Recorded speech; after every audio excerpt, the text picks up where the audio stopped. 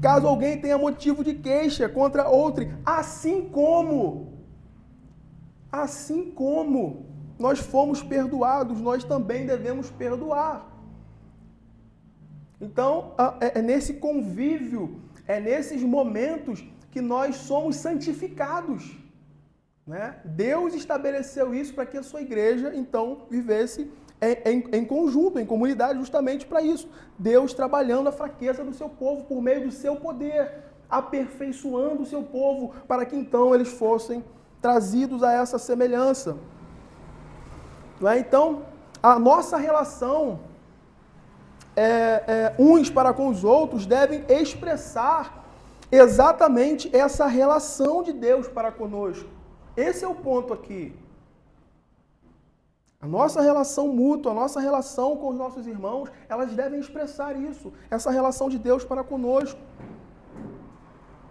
Que em sua paciência Ele nos tolera, Ele nos suporta em nossas ofensas, Ele nos provê o perdão, Ele nos traz junto a si. Quando nós olhamos ali para os evangelhos, falando aí do evangelho de Marcos, quando nós olhamos ali, fica muito claro essa graça de Deus suportando as fraquezas de Cristo, suportando as fraquezas, as falhas dos discípulos. Você vê em um momento os discípulos mais próximos chegando a Jesus e fazendo afirmações preciosas, né? Que mostra uma percepção do reino esplêndida, maravilhosa, como quem entendeu o que é o reino de Deus, o que é a fé. Só que um passo à frente eles tropeçam miseravelmente, caem. Eles ofendem o próprio Senhor. E o Senhor pacientemente segura-os pelas mãos e fala: vamos lá. Vamos lá. Não, Senhor, isso não vai acontecer. Você era um deles. Não, eu não. Algumas afirmações. Quem dizes que eu sou? Uns dizem que o Senhor é um profeta. Outros dizem que o Senhor é como um profeta. É isso, é aquilo. E vocês? Quem vocês dizem que eu sou? Tu és o Cristo, o Filho do Deus vivo. Que afirmação, não é? Continua lendo o texto. Continua lendo o texto. Mais à frente, eles tropeçam miseravelmente em questões triviais, bobas. E você não vê o Senhor Jesus impacientemente virando as costas para ele, ele fala: eu desisto deles, eu não quero mais me envolver com eles. O motivo de muitos desigrejados hoje, irmãos, está exatamente nisso, em não entender o ensino bíblico sobre isso. Eles se enxergam melhores do que os outros. E por isso eles não se sentem na obrigação de perdoar as fraquezas, de suportar as fraquezas dos outros, de saber que eles vão errar e que eles também necessitarão do perdão e da tolerância dos outros. O motivo de muitos desigrejados está nessa falta de compreensão de que a vida cristã, ela está totalmente na dependência de Cristo, né? De estar unido a Cristo e buscando nele esse revestimento das suas virtudes. Se falhamos nisso em algum momento, se estamos fracos nisso em algum momento, não é motivo de nós virarmos as costas de vez para isso e então abandonarmos isso, mas é motivo de dobrarmos os nossos joelhos, pedir ajuda, procurar um irmão, procurar um pastor e caminhar, e seguir, aperfeiçoar.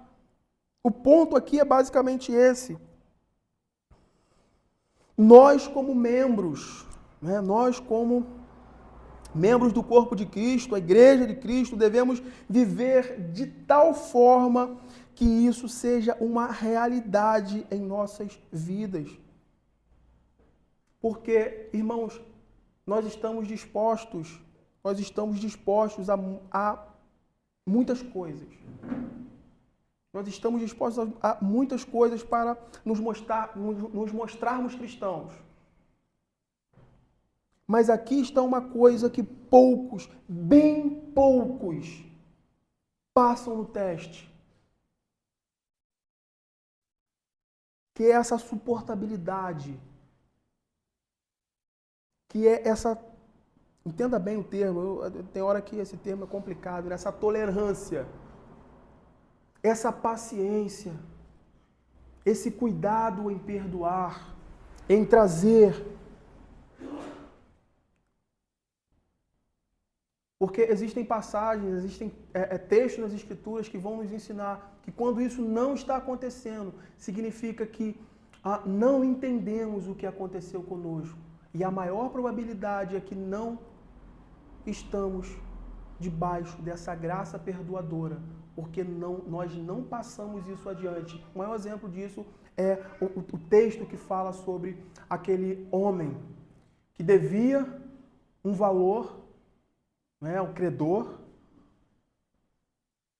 Isso é perdoado. Ele não podia pagar, ele é perdoado disso.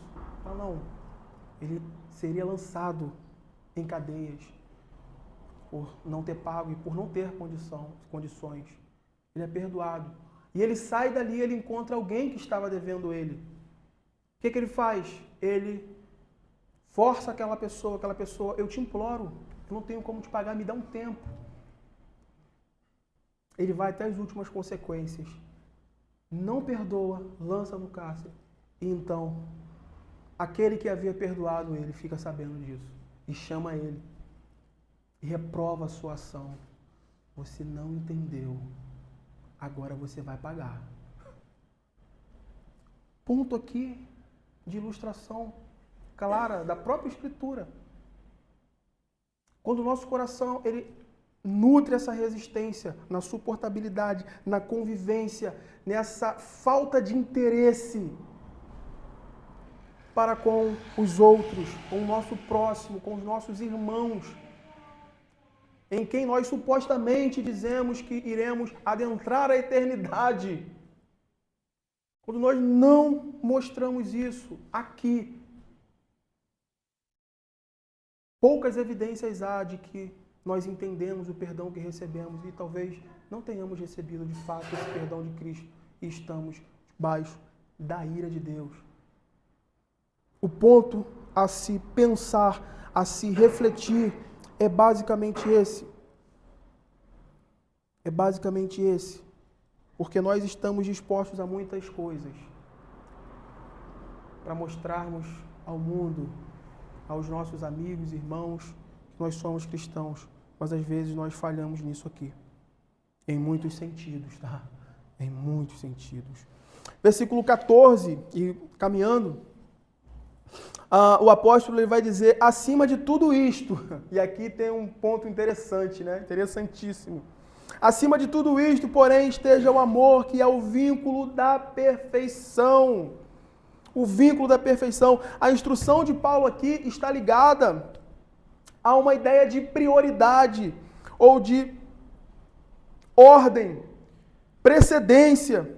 E ele faz isso não somente aqui, isso não é algo exclusivo, que ele usa essa ideia do amor estar numa posição superior, numa posição de primazia, de precedência. Ele não usa esse conceito e essa ideia unicamente aqui, mas ele faz isso também na sua carta de 1 aos Coríntios, capítulo 13, bem conhecida, quando ele fala das 3 grandes virtudes cristãs.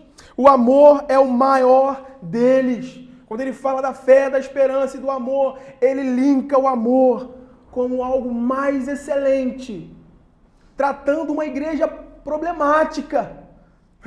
Ele trata tudo isso, todas as questões, as picuinhas, as brigas, tudo que estava acontecendo ali. Ele fala, então agora eu passo a ensinar um caminho mais excelente. E entra falando exatamente sobre isso, sobre o amor que supera todas as dificuldades. Mas não somente isso, quando ele fala das grandes virtudes também, na sequência dos frutos do Espírito, exposto em Gálatas, o amor vem primeiro. Né? E nós sempre falamos que dentro das Escrituras, a ordem com que as palavras, com que os textos são colocados, eles não são aleatórias. Eles não são aleatórios, né? Eles têm um propósito, um porquê, né? Dado e guiado por Deus. A gente sempre, a gente estava conversando hoje, o óbvio sempre precisa ser dito, né? Ainda mais nesses tempos sombrios que nós vivemos, né? Partindo do princípio de que não são homens escrevendo testemunho para que eles pudessem manter um negócio ativo, né? Um negócio ativo, não, eles estavam escrevendo sob inspiração divina. O Espírito estava literalmente soprando, instruindo ao que eles deveriam escrever. Então, dentro dessa construção, nós vemos que o amor ele ocupa essa posição de primazia. E é por isso que Paulo ele inicia, é por isso que Paulo ele aqui no verso 14 ele vai dizer: acima de tudo isto, porém, esteja o amor, que é o vínculo da perfeição. Ou seja, o amor aí ele é colocado como elo, ou ligamento, ou literalmente, né, o laço, né, traduzindo literalmente como esse laço que une todos os outros elementos de virtudes a um único corpo cujo cabeça é Cristo. Ele vai unir, ele vai trazer toda a ordem funcional de todas as virtudes unidas nesse corpo cujo cabeça é Cristo. É o amor que é esse vínculo da perfeição para a qual nós estamos caminhando. A ideia aqui, irmãos, é que o amor ele está acima de todas as virtudes listadas aqui, como esse laço que une os eleitos a Cristo. Paulo chama o amor de vínculo da perfeição porque ele mantém, né, como a ideia desse laço, né, porque ele mantém nossos corações unidos, não divididos em partes, não subdivididos, mas unidos, ligados e bem vinculados ao nosso cabeça que é Cristo. Para que nós não possamos fazer da igreja ou fazer da causa do reino de Deus um braço dos nossos próprios interesses. É o amor que une e faz com que o corpo de Cristo trabalhe harmonicamente para a perfeição para a qual nós fomos chamados. Nós sabemos que enquanto aqui isso não vai acontecer, né? Como Paulo fala em Filipenses. Mas ele prossegue. Mas nós prosseguimos para esse alvo que está à nossa frente, né? O amor é a virtude que completa. Isso nós podemos afirmar categoricamente aqui sobre essa ideia de o amor ser o vínculo da perfeição, porque ele é a virtude que completa todas as demais virtudes, tornando-as maduras e completas para o proveito dos filhos de Deus, na causa do reino de Deus. E aí cabe alguns questionamentos a fim de refletirmos sobre isso. Irmãos, o que é a ortodoxia sem amor? Nós temos exemplos disso nas Escrituras. Nós temos exemplos disso na história da igreja. A ortodoxia sem amor, ela se camba a um liberalismo frio. Ela se deságua em uma condição de um liberalismo mortífero. E algo que eu sempre tenho falado é que a ortodoxia, sem amor, sem piedade, sem aplicação, sem a união com essas outras virtudes, ela é pior. Ela é mais letal e mortífera do que a hetero-ortodoxia. Ela é pior porque ela tem luz na mente. ela sabe ludibriar, ela sabe os caminhos do engano, ela sabe os caminhos do mal, ela sabe a articulação das palavras, porque ela tem luz na mente, mas o coração está morto, frio, desligado, não há amor. Elas matam pela verdade, mas elas são incapazes de perdoar, de amar, de ser como Cristo é, de expressar essa virtude que é a mais elevada, sem a qual todos os outros dons, todas as outras virtudes serão como sino, que só faz barulho e que não tem nenhum significado, que é como Paulo fala lá em Colossenses, lá aos Coríntios. Mas vamos mais. O que é a santidade sem amor? Nós temos visto os fariseus. Se descamba em um farisaísmo. Ó Deus, eu te louvo porque eu não sou como certos homens. Dou dízimo, faço isso, faço aquilo. Hipocrisia. Religiosidade falsa. O que é a bondade sem amor? Mero exibicionismo. A gente vê aí nas redes sociais, não é? As caridades sendo feitas com as câmeras ligadas. Coisa linda, né? Coisa linda. Exibicionismo. A fim de receberem glória dos homens, aplauso dos homens. E por fim, que é a pregação do Evangelho sem amor.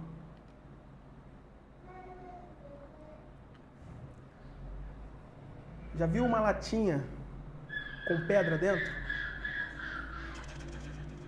Só faz barulho, né? Só ruídos. Só ruídos. É um discurso vazio, que não tem como o propósito, o fim, alcançar o pecador para a glória de Deus, para o proveito da alma dele. Não tem. É um exibicionismo, é a fim de exibir performance. Ai, será como que eu fui hoje? Será que eu impressionei a plateia? Será que eu falei bem? Será que eu falei alguma coisa errada? Será que eu teve algum errinho de português? Será que eu impressionei a audiência? Será que eu orei bem? Torna-se algo vazio.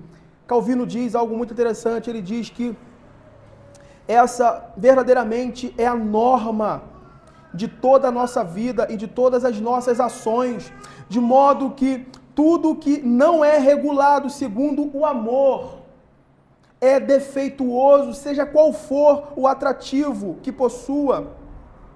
Essa é a razão pela qual ele é chamado aqui de vínculo da perfeição, porque não há nada na nossa vida que seja bem equilibrado se não for direcionado ao amor. Mas tudo o que tentamos fora dele é mera perda. É mera perda. Porque ele é esse vínculo perfeito.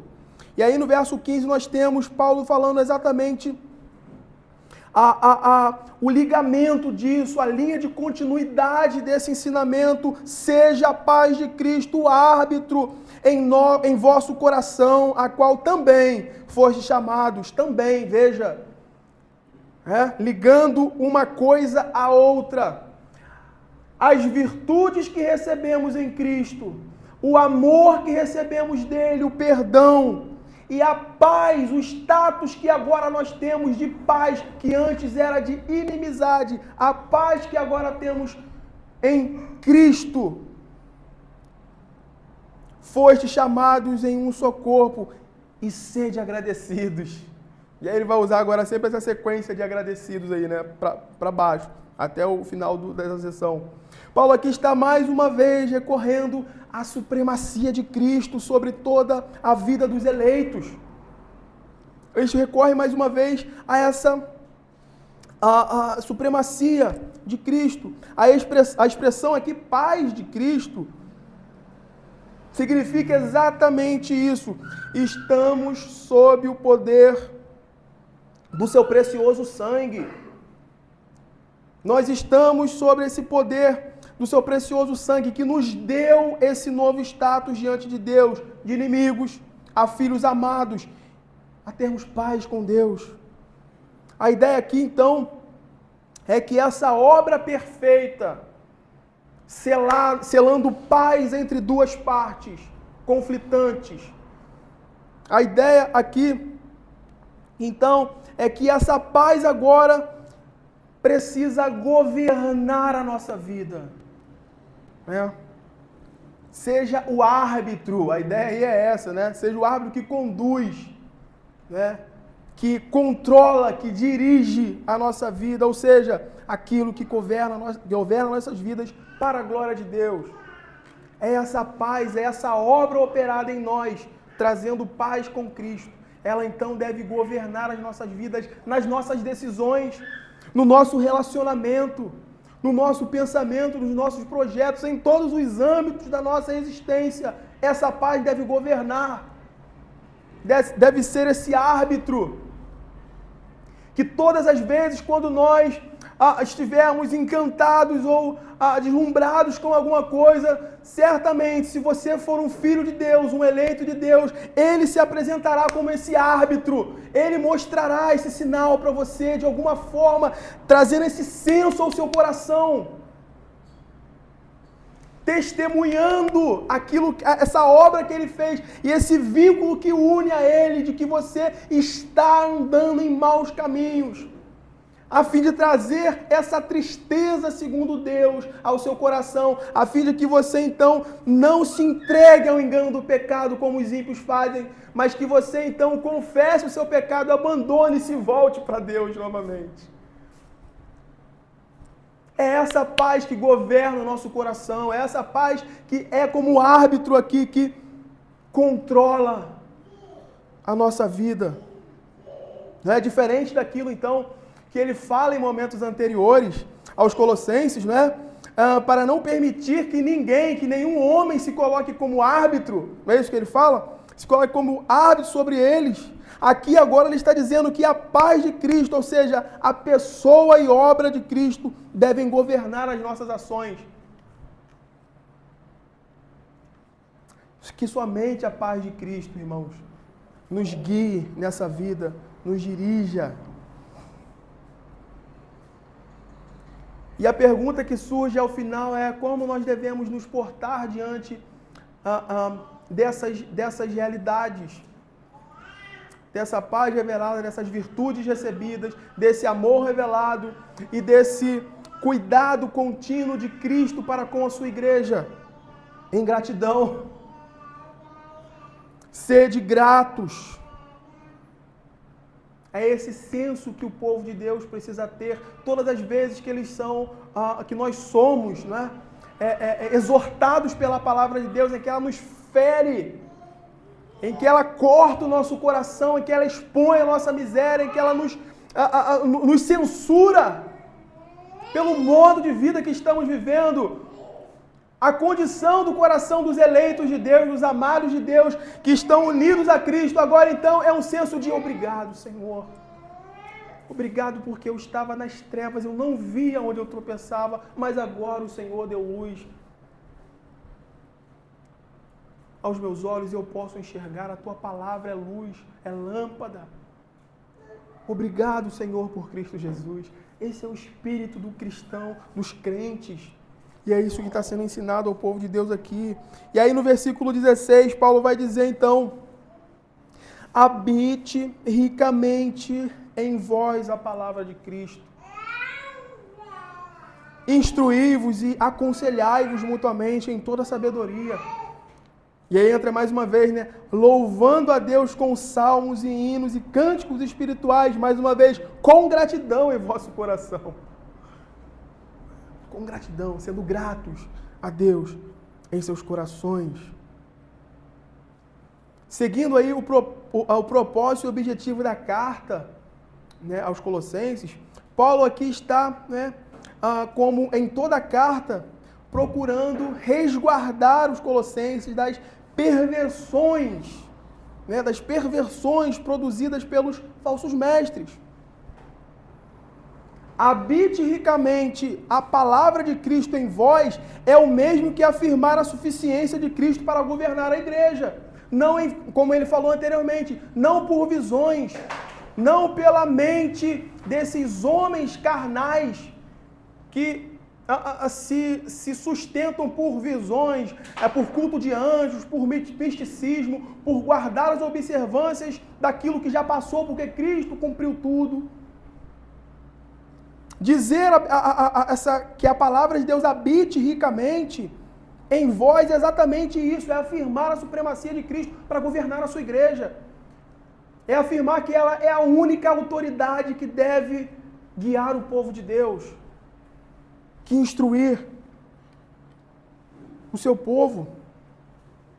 E trazendo isso a uma realidade mais ampla das Escrituras, nós temos a palavra de Cristo em todo o seu evangelho.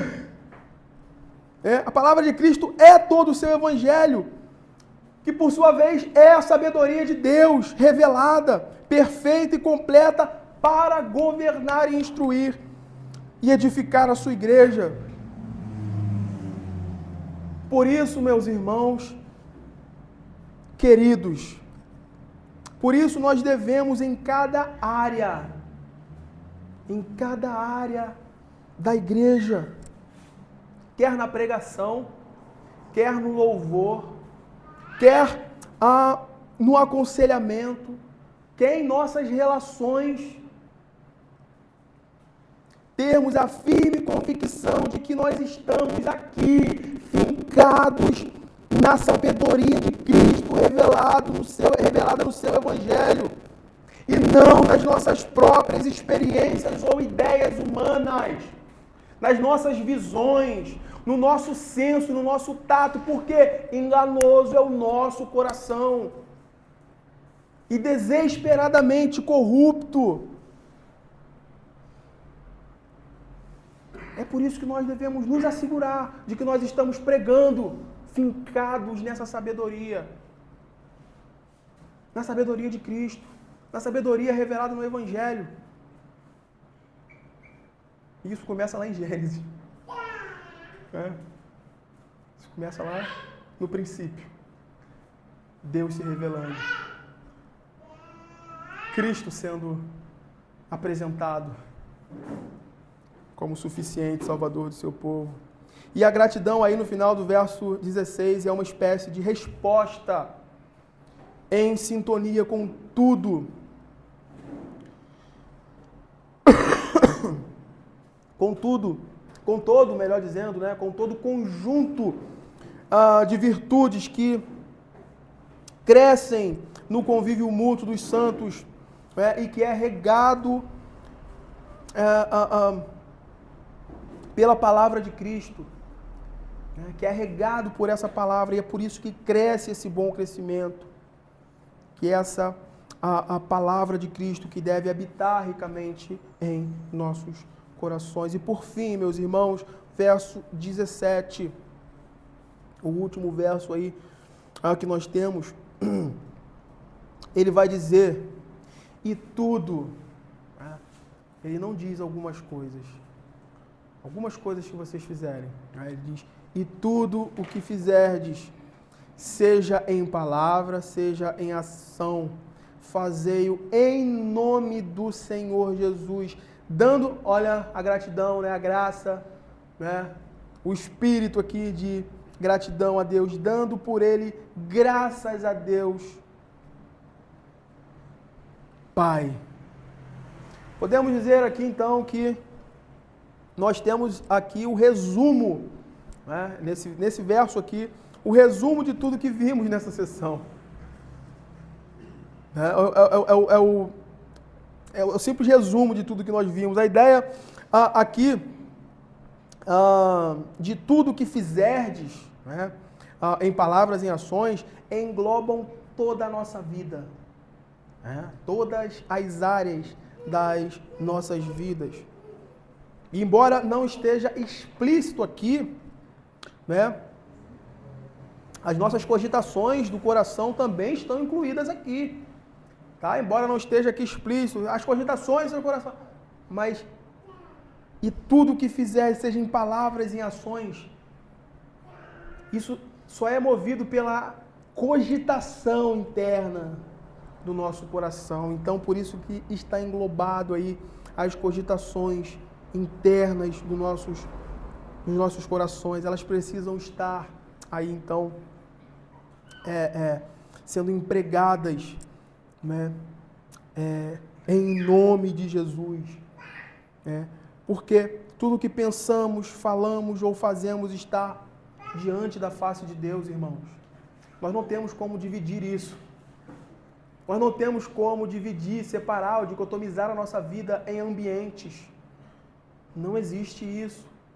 Todas as áreas das nossas vidas, quer trabalho, quer igreja, quer recreação, quer qualquer atividade, elas são construídas, elas são vividas diante da face de Deus. E é exatamente por isso aqui que Paulo está trazendo a conscientização aos crentes, essa ideia, né? Tudo que vocês fizerem, saibam que vocês estão fazendo em nome de Cristo Jesus, porque vocês estão unidos com Ele agora. Vocês foram comprados pelo precioso sangue dele.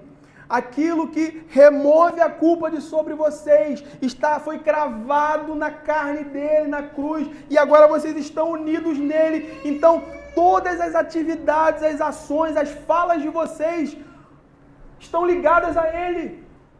Estão ligadas a ele. E é por isso que nós precisamos ter o cuidado com o que falamos, com o que produzimos, com o que pensamos. Porque nós estamos unidos a Cristo. E é exatamente assim que Paulo ele vai enxergar a vida cristã, lá em 1 Coríntios 10, 31. Portanto, quer comais, quer bebais ou façais outra coisa qualquer. Outra coisa qualquer. Fazei tudo para a glória de Deus. Para a glória de Deus. Esse é o ponto da vida cristã. A primeira pergunta do nosso catecismo, ela questiona exatamente isso. Qual é o fim principal para qual o homem foi criado? Glorificar a Deus. Glorificar a Deus e gozá-lo para sempre. E por isso ele conclui aqui em forma de sumário, ensinando que a vida cristã deve ser regulada de tal forma que tudo quanto dissermos ou fizermos seja totalmente governado pela autoridade de Cristo, por aquilo que Cristo é, por aquilo que Cristo fez por nós.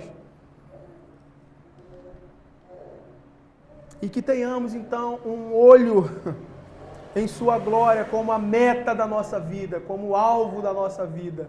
Tudo que nós fazemos, quando estamos no trabalho. E às vezes como é difícil, irmãos, em algumas situações. Mas a ordem do Senhor é essa. Fazei como se estivesse fazendo ao próprio Senhor. Porque na verdade nós estamos fazendo tudo em seu nome, como seus representantes. Isso é muito sério. Isso traz um nível de responsabilidade sobre nós grandiosíssimo. De modo que nós não devemos viver as nossas vidas de qualquer maneira. E mais uma vez isso nos lembra do que Deus fez por nós em Cristo, não é? E como então nós devemos responder com nossa vida. Como nós devemos responder com a nossa vida, né? Que é rendendo graças ao Pai pela mediação de Cristo, visto que obtemos através dele todas as boas coisas que Deus nos confere. E eu queria concluir trazendo aí algumas aplicações sobre o que nós acabamos de ver. Primeira, é que a união com Cristo é a única base. E esse é um ponto muito importante dentro dessa estrutura aqui. A nossa união com Cristo é a única base de onde provém o poder necessário para que nós vençamos a nossa natureza pecaminosa, caída, morta em Adão. Para que nós vençamos esses impulsos da nossa natureza e para que então nós possamos obter esse poder para nos despirmos da velha natureza, para nos desvencilharmos disso e estarmos diariamente revestindo-nos dessas virtudes em Cristo. Em Cristo nós somos revestidos com as virtudes que subjugam o velho homem, que mortifica o pecado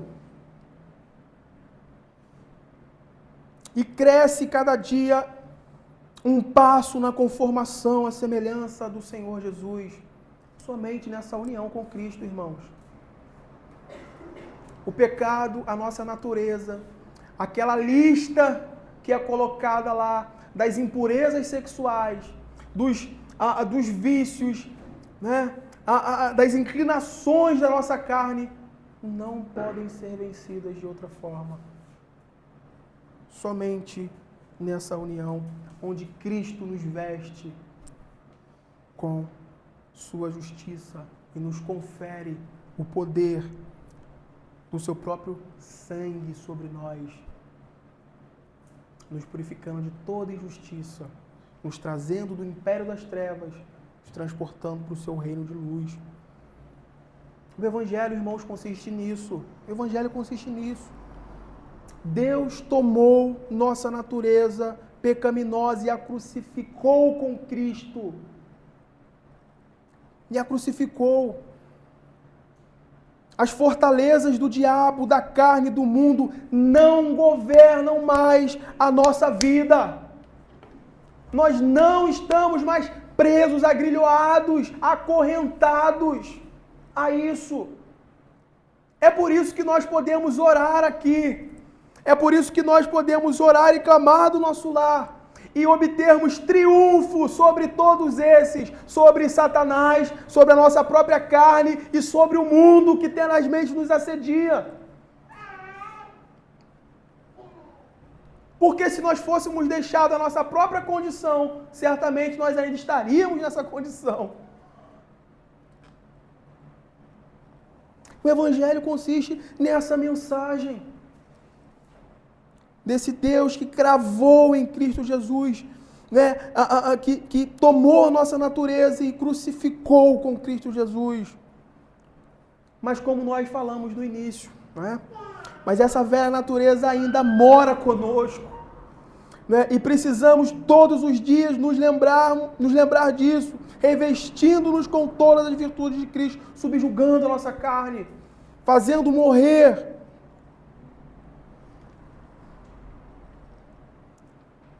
E nós podemos contar com essa graça diária que chega. Né? Irmãos, como nós falamos, esse é um trabalho da vida toda. Esse é um trabalho para a vida toda. Não é algo que você faz um dia, de uma vez por todas. É um processo em que você irá falhar em muitos momentos, e precisará confessar pecados. O que nós tivemos aqui hoje? Faz parte da liturgia do culto. Exatamente isso. Esse confessar, porque nós estamos caminhando em santificação.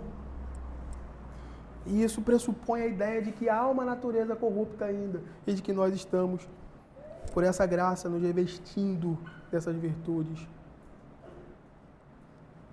Nós precisamos da ajuda de Cristo nisso. Esse é o ponto. E por último, que todas as nossas ações, pensamentos e palavras tenham o amor como o vínculo perfeito que nos une a Cristo.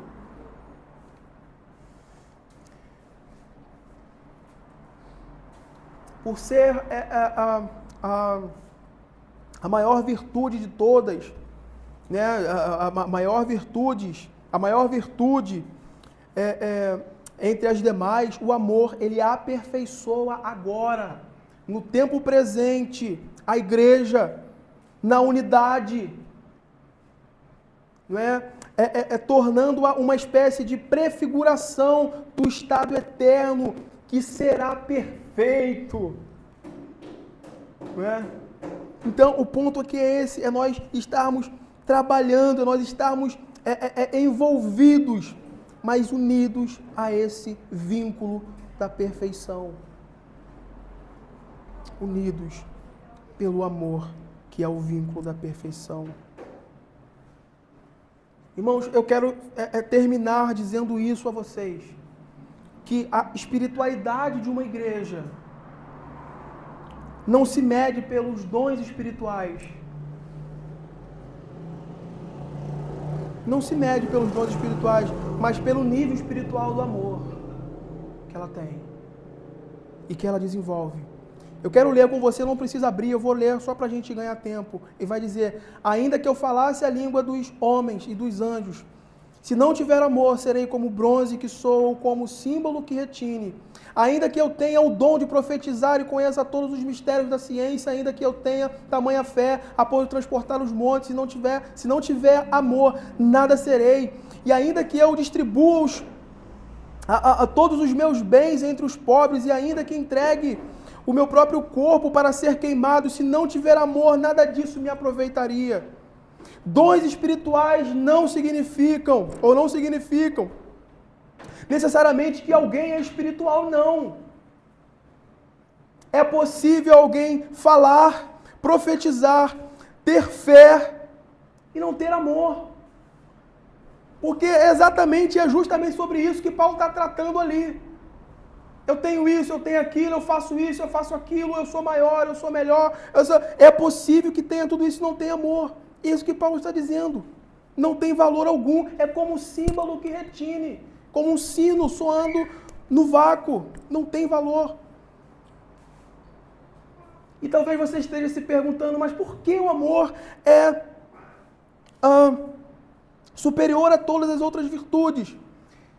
Porque ele nunca perecerá. É isso que Paulo ensina logo adiante na carta aos Coríntios. O amor jamais acaba. Ele não perecerá. Chegará um tempo, irmão.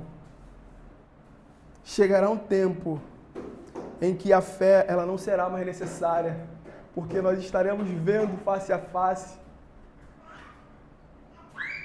aquilo que nós cremos, até vê-lo, até adentrarmos essa eternidade.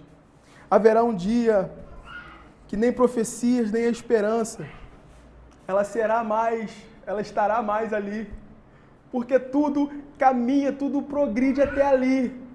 Mas é interessante que a carta aos Coríntios ela vai dizer exatamente isso. Mas o amor permanecerá de eternidade a eternidade. O amor se estenderá por toda a eternidade, pois passaremos a eternidade amando aquele que nos redimiu da culpa e do poder do pecado. O amor engloba tudo.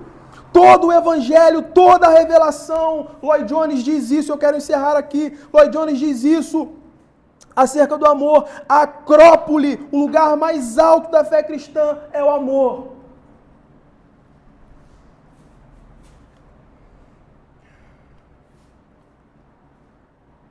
Que nós tenhamos certeza de que estamos em Cristo, de que estamos